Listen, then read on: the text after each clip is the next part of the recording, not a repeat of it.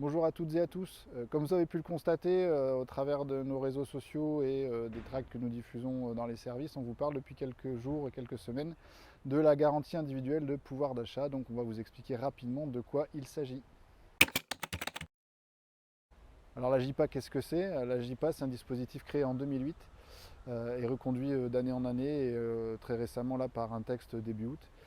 Qui octroie un complément de rémunération, si on peut appeler ça ainsi, aux agents dont le salaire n'a pas évolué sur une période donnée autant et suffisamment vis-à-vis de la hausse des prix à la consommation, donc ce qu'on appelle l'inflation.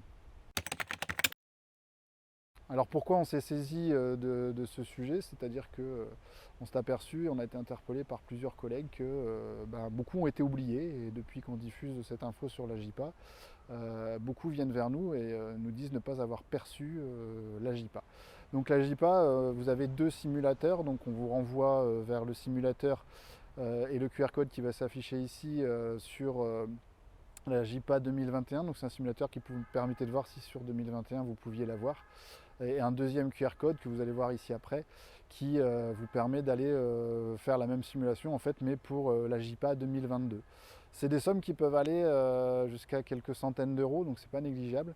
C'est pas forcément que sur les petits salaires, mais pour les gens qui, par exemple, stagnent en fin de carrière, se retrouvent à avoir un salaire qui n'a pas augmenté autant que l'inflation. Alors comment vérifier si vous avez perçu la JPA? Donc déjà la JPA normalement elle est versée en fin d'année. Et sur la fiche de paie, ça correspond à la ligne qui porte le code numéro 177. Alors précisons tout de suite aussi que la CGT a interpellé la direction à ce sujet, au sujet du versement de la JPA qui est censé être automatique, et que à l'heure où on tourne cette petite vidéo, la direction ne nous a toujours pas donné d'indications et d'éléments concernant le versement et la procédure qui avait été mise en place au sein du CHU, si tant est qu'elle ait été mise en place, qui vous permettait de toucher, sans avoir à faire de démarche, la JPA à laquelle vous aviez droit. Alors on vous invite à nous contacter parce qu'on s'aperçoit que la direction, alors que le texte disait que c'était automatique, ne l'a pas fait automatiquement pour tout le monde. Donc on vous invite à nous contacter via la page Facebook ou directement auprès des militants dans les locaux syndicaux de vos établissements afin qu'on puisse faire les démarches avec vous pour rétablir et toucher ce qui vous est dû.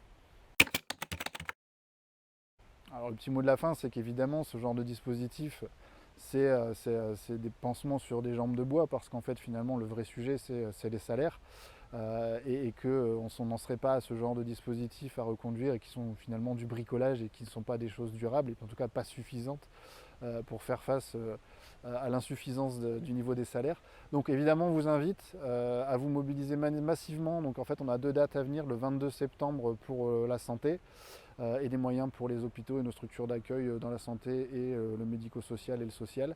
Et notez aussi le 29 septembre une grosse journée nationale de mobilisation sur la thématique des salaires justement. Donc on vous invite à nous rejoindre, à venir vers nous, à nous contacter pour la JPA et puis pour tout le reste aussi. En attendant, on vous souhaite évidemment bon courage et on vous dit à bientôt.